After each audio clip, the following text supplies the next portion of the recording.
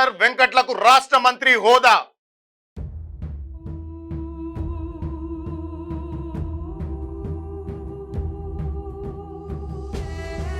శాసన మండలి సభ్యులకు మంత్రివర్గ హోదా.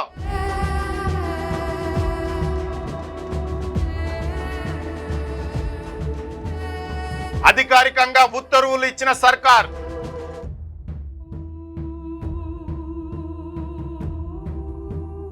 పదవీకాలం ముగిసేదాకా మంత్రి మర్యాదలు.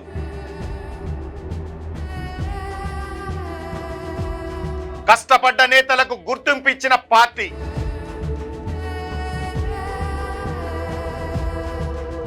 నమస్తే, నేను మీ Venkatesh. Welcome to Q news. Revanth Reddy సర్కార్ మరో సంచలన నిర్ణయం తీసుకుంది. పార్టీ కోసం కష్టపడ్డ నాయకులకు పెద్దపీట వీసింది.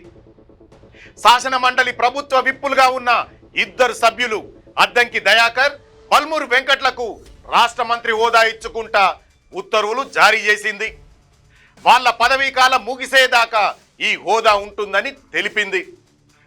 తెలంగాణ ఉద్యమంలో పార్టీ కష్టకాలంలో అండగా నిలబడ్డ ఈ ఇద్దరు నాయకులకు తగిన గుర్తింపు ఇచ్చింది కాంగ్రెస్. గా ముచ్చటేందో ఇప్పుడు చూద్దాం. రాష్ట్రంలో కాంగ్రెస్ ప్రభుత్వం ఏర్పడినప్పటి నుంచి ముఖ్యమంత్రి రేవంత్ రెడ్డి తన ముద్ర చూపిస్తాండు. పార్టీ కోసం అహర్నిశలు కష్టపడ్డ వాళ్ళను గుర్తించి పదవులు కట్టబెడతాండు.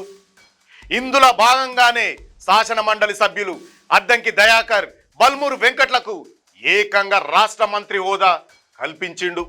వీళ్లకు అధికారిక మర్యాదలు పాటించాలని అన్ని శాఖల అధికారులకు, కలెక్టర్లకు, పోలీస్ అధికారులకు ప్రభుత్వం గట్టిగా ఆదేశాలు ఇచ్చింది.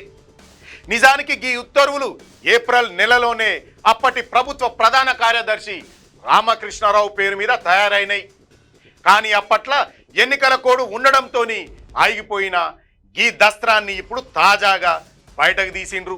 వాళ్ళ పదవీ కాలం ఉన్నంత కాలం ఈ మంత్రి హోదా వర్తిస్తుందని అధికారికంగా ఉత్తర్వులలో స్పష్టంగా చెప్పిర్రు.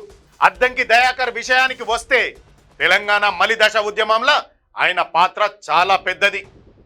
విద్యార్థి దశ నుంచి ఎన్నో కొట్లాటల్లో పాల్గొన్నాడు.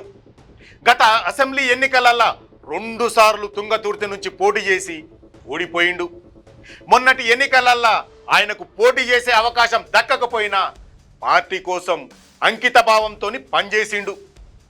ముఖ్యమంత్రి రేవంత్కు అత్యంత సన్నిహితులలో ఆయనొకడు. ఎన్నికల ప్రచారంలో కూడా రేవంత్తో పాటే ఉండి పార్టీ గెలుపు కోసం తన వంతు సహాయం చేసిండు. పార్టీ ఆయన సేవలను గుర్తించి శాసన మండలికి పంపింది. అక్కడే ఆయనకు ప్రభుత్వ విప్పుగా బాధ్యతలు కూడా అప్పజెప్పింది.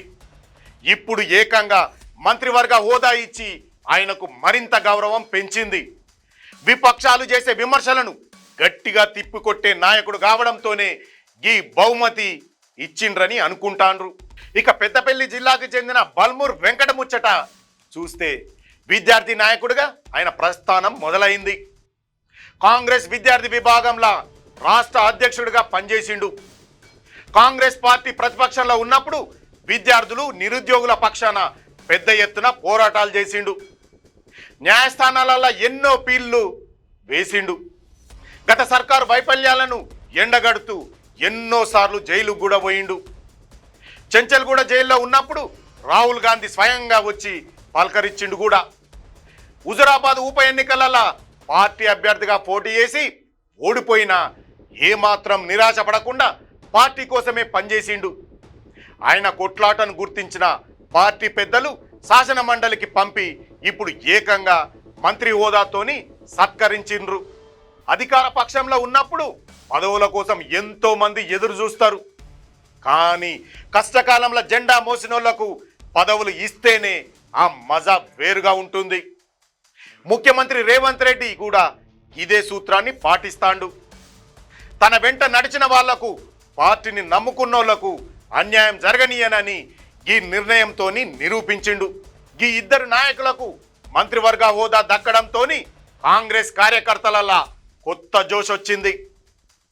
ఎక్కడెక్కడి నుంచో వచ్చినోళ్ళకు కాకుండా అసలైన కొట్లాడినోళ్లకు పెద్దపీట వేయడం పట్ల అందరూ ఆనందం వ్యక్తం చేస్తాండ్రు. రాబోయే రోజులలో కూడా కష్టపడ్డోళ్ళకు గుర్తింపు ఉంటుందన్న నమ్మకాన్ని పార్టీ పెద్దలు కార్యకర్తలలా నింపిండ్రు. యువ నాయకులకు గిసొంటి ప్రోత్సాహం ఇస్తే పార్టీ మరింత బలోపేతమవుతుందని విశ్లేషకులు కూడా చెబుతాండ్రు.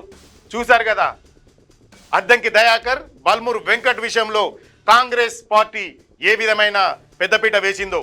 దీనిపైన మీ యొక్క విలువైన అభిప్రాయాన్ని కామెంట్ రూపంలో తెలియజేయండి. మరో మంచి టాపిక్తో మళ్ళీ కలుద్దాం. అంతవరకు చూస్తూనే ఉండండి మీ క్యూ న్యూస్. క్యూ న్యూస్ లో వీడియో ఎడిటర్లు కావాలను. మీడియా రంగంలో మీ టాలెంట్ కు ఇది సరైన వేదిక. 3 నుండి 4 సంవత్సరాల ఎక్స్పీరియన్స్ ఉండి Photoshop, Premiere Pro, After Effects లో నైపుణ్యం ఉన్నవారు కావాలను. ఫ్రెషర్స్ కూడా అవకాశాలున్నాయి. ఆసక్తి ఉన్నవారు వెంటనే సంప్రదించండి. 8143001981.